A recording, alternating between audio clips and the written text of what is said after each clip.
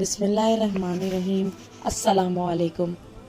ہمارے رسول صلی اللہ علیہ وسلم کو 40 برس کی عمر میں جب اللہ تعالیٰ نے رسول بنانا چاہا، اس سے پہلے آپ صلی اللہ علیہ وسلم کو اکیلے رہنا بہت پسند تھا۔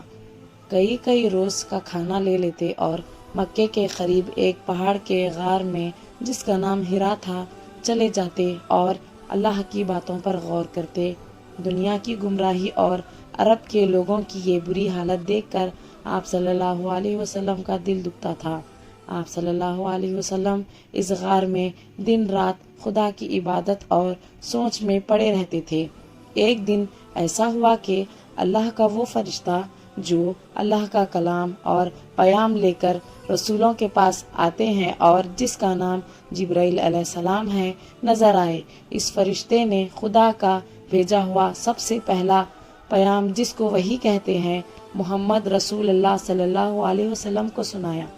خدا کی بھیجی ہوئی پہلی وحی یہ ہے، اپنے اس خدا کا نام پڑھ جس نے کائنات کو پیدا کیا، جس نے انسانوں کو جمے ہوئے خون سے بنایا۔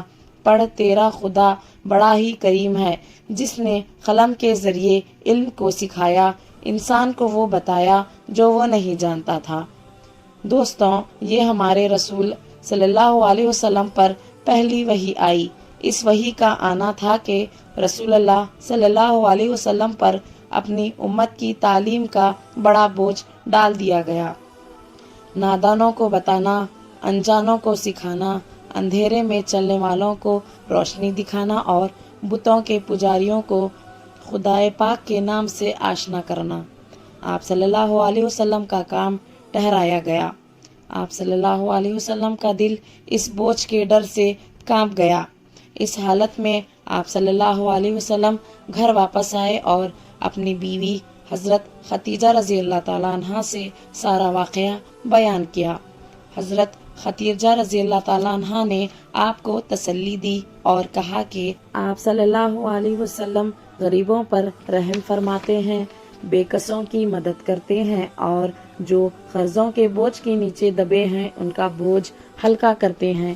اللہ تعالیٰ ایسے آدمی کو یوں نہ چھوڑ دے گا۔ پھر آپ صلی اللہ علیہ وسلم کو اپنے چچیرے بھائی ورقہ بن نوفل کے یہاں لے گئیں۔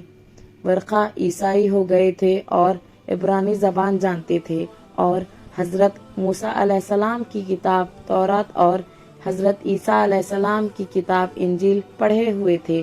انہوں نے خدا کے رسول، ان پر درود ہو، یہ سارا ماجرا سنا تو کہا کہ یہ وہی خدا کا فرشتہ ہے جو موسیٰ علیہ السلام پر اتارا تھا۔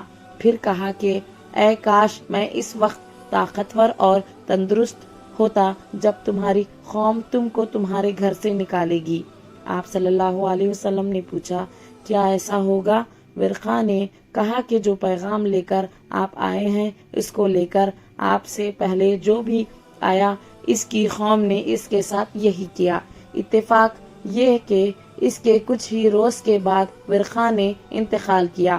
ابھی آپ صلی اللہ علیہ وسلم نے اپنا کام شروع ہی کیا تھا کہ اللہ کا یہ حکم آیا، اے چادر میں لپٹے ہوئے کھڑا ہو جا، پھر ڈر سنا اور اپنے رب کی بڑائی بول اور اپنے کپڑے پاک رکھ اور گندگی کو چھوڑ دے۔